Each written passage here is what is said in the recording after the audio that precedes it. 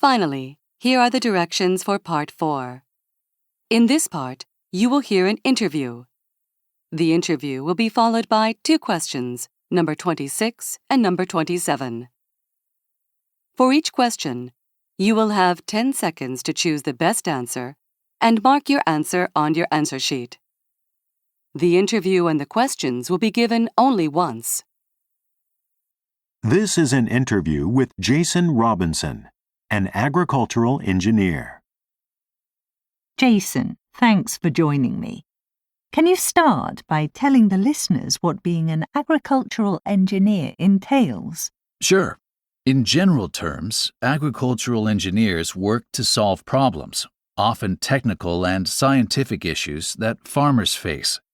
That might include power supply issues, pollution and environmental concerns, and methods to increase food productivity, storage, and processing.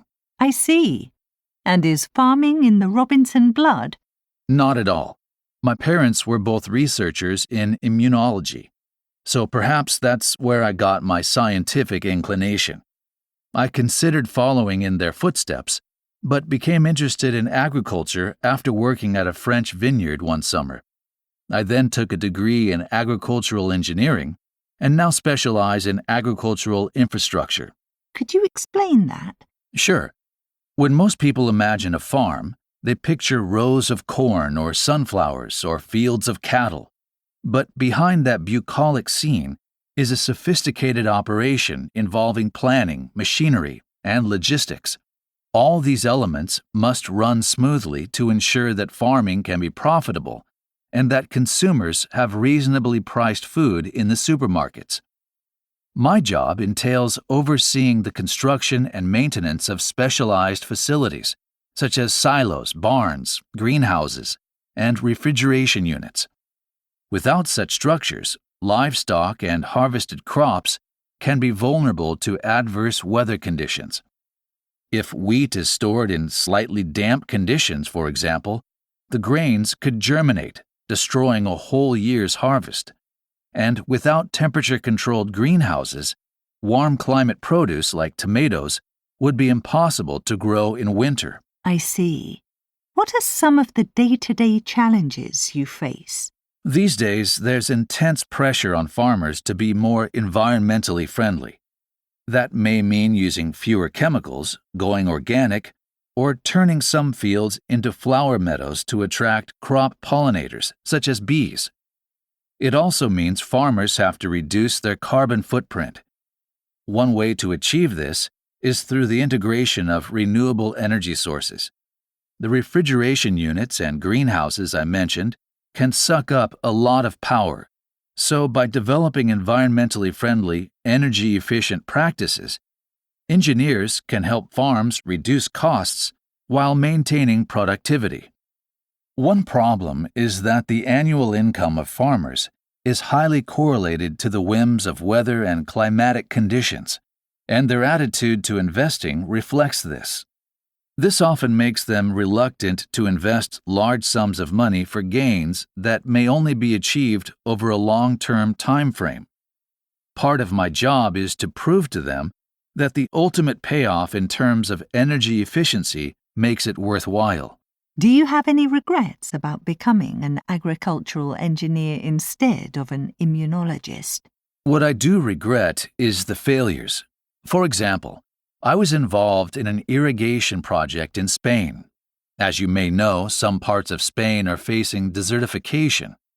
My company was contracted to build an irrigation system using groundwater to help a large vegetable farm stay operational for another couple of decades. However, the amount of accessible groundwater meant that the well ran dry after only 5 or 6 years, which left the farmer no choice but to sell up. At the time, I was heartbroken for the farmer, but looking back, it was a good lesson and has made me much more cautious about creating over-optimistic expectations.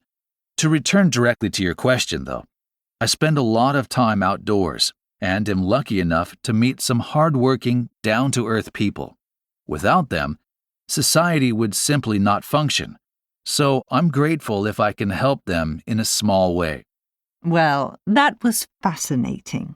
Thank you, Jason. Thanks for having me. Questions. Number 26. What does Jason say is one problem he experiences in his job?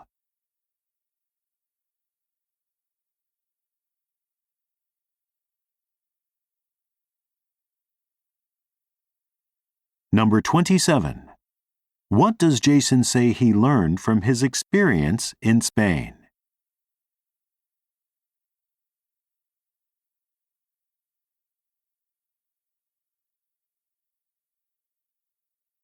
Your time is up. Stop writing and wait quietly until the answer sheets have been collected. では、時間です。筆記用具を置いて答えの記入をやめてください。これにて試験終了となります。公正なる試験実施にご協力いただきありがとうございました。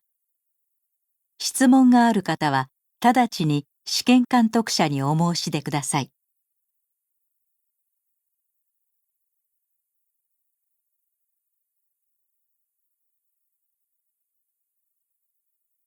試験監督者に連絡いたします。これより最終の受験者数を確認してください。その後、回答用紙を回収し、枚数の確認を行ってください。なお、問題冊子は回収しません。受験者数と回答用紙の枚数の一致を確認してから解散の指示を出してください。受験者の皆さんは身の回りをよく点検し、忘れ物がないように注意してください。受験者の皆さんが退出するときは別の教室が試験中の場合もありますので、声を出さず会場出口まで静かに退出してください。それでは解散の指示を出すまで静かにお待ちください。